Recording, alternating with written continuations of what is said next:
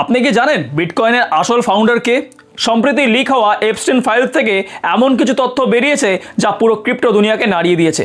Satoshi নাকামোটো আসলে কে তা নিয়ে জল্পনার শেষ নেই, কিন্তু এই নতুন কোড এবং ফাইলগুলো ইঙ্গিত দিচ্ছে যে বিটকয়েনের প্রাথমিক ডেভেলপমেন্টে এপস্টাইনের বিশাল ফান্ডিং ছিল।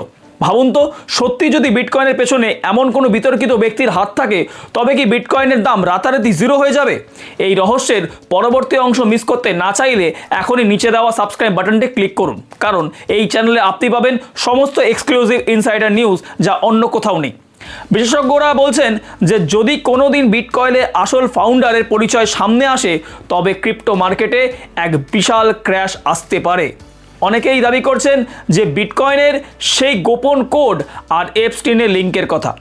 এখন প্রশ্ন হলো যে বিটকয়েন কি আসলেই একটি বিপ্লব, নাকি এর পেছনে লুকিয়ে আছে কোনো ভয়ঙ্কর ষড়যন্ত্র? উত্তরটা জানতে হলে আমাদের আবার ফিরে আসতে হবে সেই একই প্রশ্নে, যে